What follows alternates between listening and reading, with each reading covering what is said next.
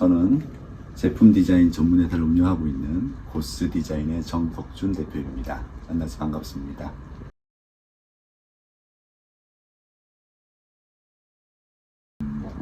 고스 디자인의 고스는 그 GOTH라는 글자를 갖고 있는데, GOTH를 한글 자판에서 치게 되면 해소란 단어가 이루어집니다. 디자인의 본질은 아름답게 하는 아름답게 하는 것도 물론 중요하겠지만, 더욱 중요한 것은 사용자와 고객의 불만과 불편을 해소한다고 생각합니다. 그래서 고스 디자인은 그런 문제를 해결하기 위해고, 해결 과정을 통해서 고객이나 사용자가 불만을 해소하는 것을 기본으로 생각하고 있습니다. 그런 브랜드 철학을 가지고 회사가 설립되었고요. 2003년도에 설립되었으니까 지금으로 한 21년 정도 된 것 같네요.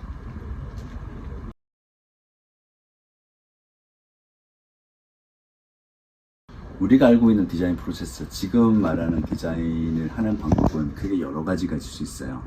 첫 번째는 이제 가장 먼저 하는 게 스타일링 디자인 되겠죠. 제품의 외형을 아름답게 하는 방법이 있을 거고, 또 하나는 새로운 기능을 부여해서 또 사용자 가치를 높이는 디자인 분야도 있고, 또 하나는 요즘에 최근 각광을 받고 있는 것이 엔지니어링 디자인입니다. 기술과 디자인을 융합해서 새로운 디자인 형태를 만들어가는 것도 포함됩니다. 고스 디자인의 디자인 프로세스는 이런 큰 세 가지 축을 바탕으로 이루어지고 있고요. 그러다 보니까 어떤 스타일링 디자인, 라인업 디자인, 엔지니어 디자인, 이렇게 각각의 프로세스가 존재하고, 이 전체를 아우를 수 있는 게 Y 디자인이라는 프로세스가 있습니다.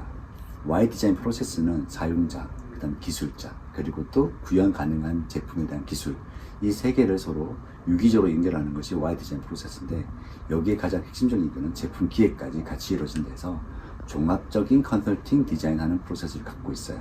그래서 고스 디자인은 제품의 시작부터 그 제품이 소비자에게 닿을 때까지 하는 모든 과정을 다 진행하고 있습니다. 거기에 따라 각각의 요소에 따라서 UX를 반영한다든지 기술을 적용한다든지 그 외에 다양한 어떤 디자인 프로세스가 적용됩니다.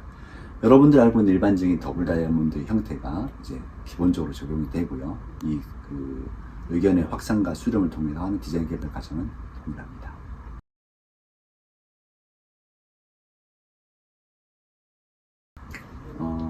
일반적으로 우리가 디자이너라고 하는 사람들을 외부에서 바라보게 되면 아름답게 하는 사람들, 또 창의력이 많은, 아이디어가 많은 사람들을 우리가 디자이너라고 얘기하는 경우가 많고, 우스갯소리로 어릴 때 그림 좀 그리면 화가를 하든지 디자이너를 해라 라는 부모님들의 권유가 아마 있었을 겁니다. 그만큼 디자이너는 여러 가지 생각을 표현하는 능력을 갖고 있는 사람이라 봐야 되는 거예요. 그걸 단순하게 말로 표현하게 되면 소설가가 되는 거고, 또 그걸 우리가 그림으로 표현하게 되면 화가나 디자이너 이렇게 가고, 소리로 전달하게 되면 가수가 되는 그런 게 있는 거죠.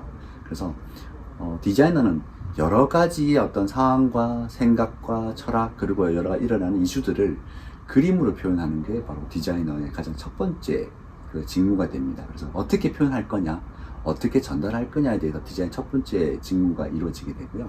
그 표현 능력이 뛰어나게 하기 위해서 다양한 방법을 이용하죠. 3D를 이용해서 모델링을 한다든지 2D로 그래픽을 만들어서 표현한다든지, 이 모든 게 다 전달하는 방법입니다. 근데 그림만 잘 그려서 되는 건 아니고, 디자이너는 무엇을 갖춰야 되냐면 그 그림을 표현할 때에 받아들이는 사람에 대한 이해가 필요하죠. 그래서 우리가 공부를 할 때 UX라는 걸 공부합니다. 사용자의 경험을 통해서 그 사용자에게 어떤 가치를 전달할 거냐에 대한 생각이 깊어야 되고, 그 생각들을 표현한 능력까지 가는 게 디자인의 능력이라고 보는 거죠. 그래서 디자이너는 다양한 사람들의 가치를 관찰할 수 있는 능력이 먼저 중요하고, 또 그 관찰을 통해서 얻는 지식을 제대로 표현하는 능력이 그 디자이너에게 가장 중요한 직무이자 또 능력이라고 생각합니다.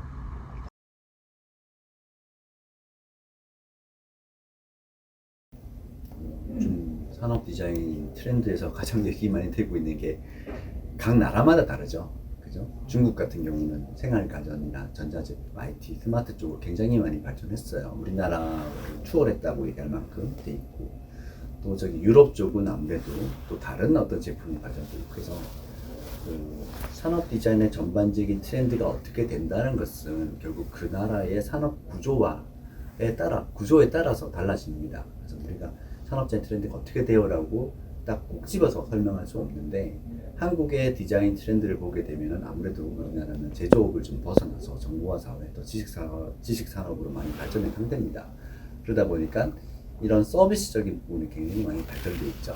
그래서 좀 더 서비스를 잘해야 되는데 그 서비스를 잘하는 방법들이 결국은 또 어디서 출발되냐면 문화에서 기반해서 발전됩니다. 그래서 K문화, K컬처, 그 다음에 뭐 K푸드, K뮤직 뭐 이런 여러 가지 얘기가 나오는 것들은 바로 우리나라 문화적인 발전이 굉장히 뛰어나다라고 보는 겁니다. 김구 선생님께서 말씀하셨던 꼭 우리나라가 가지길 원했던 것은 문화를 가졌으면 좋겠다 얘기하는 것처럼 우리는 그렇게 잘 발전되어 있죠. 그래서 우리 현재 나라의 기준을 봤을 때 그 문화를 얼마큼 잘 발전시키느냐, 우리만의 독창적인 문화를 잘 발전시키냐가 그 디자인의 하나의 이슈가 되고 있다 생각되고요. 산업적으로 말하게 되면은 글로벌적으로 모든 게 섞여 있단 말이에요. 누가 잘하냐, 우리만 갖고 있다가 아니라 다 서로 협력하는 관계이기 때문에 어떤 특정 산업을 말씀드리기는 어렵습니다. 하지만 전체적으로는 우리가 문화에 관련돼서 굉장히 강점을 갖고 있으니까 이 문화를 살릴 수 있는 디자인 트렌드가 필요하지 않을까라고 생각합니다.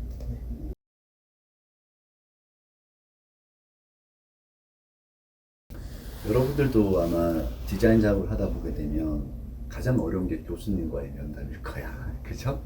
열심히 과제를 준비하고 자료를 준비해서 갖고 왔는데 교수님이 이거 아닌 것 같아. 잘못 조사한 것 같아. 좀 더 조사해봐. 라는 얘기를 되게 많이 들을 거죠. 똑같습니다. 산업 현장에서 우리가 디자인 업무를 하게 되면 우리 고객들과의 부딪히는 부분이 굉장히 많아요.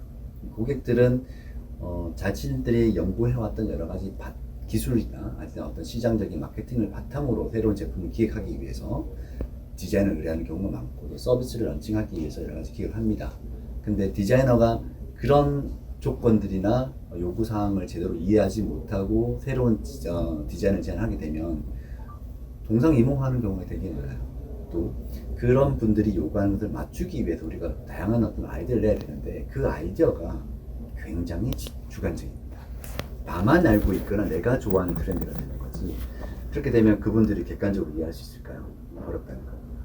때에 따라서 디자이너가 다른 산업에 대한 이야기를 하거나 다른 아이디어를 내는 경우가 많아요. 근데 이 아이디어들에 대한 객관적인 지표를 만들 필요가 있습니다. 이 객관적인 지표가 없으면 이들을 설득하기 어려워요. 가장 간단하게 하면 지금 현재 어떤 제품이 매출이 이만큼 나고 있고 사용자가 이런 피드백이 있어. 그럼 그 피드백에 대한 객관적인 자료가 있어야 되는 거죠. 그래 그대로 설득할 수 있어요. 그래야 그 기업은 이 아이디어로 디자이너가 제시한 아이디어를 통해서 제품을 만들었더니 야 매출이 얼마큼 상승되었어 라는 게 이루어질 수 있거든요. 그러니까 디자이너는 객관적으로 자기 생각을 전달하는 방법이 필요하고 그 전달하는 과정에서의 디자인이 어떤 역할을 할 건가에 대한 것이 중요합니다. 그래서 저희 고스 디자인 내에서도 디자인 작업할 때는 가능하면 주관적인 판단보다는 객관적인 자료를 만들거나 객관적인 지표를 통해서 고객과 소통하기 위한 다양한 방법론을 제공하고 있습니다. 그래서 그런 것들이 여러분들이 좀 많이 참고하시면 좋겠습니다.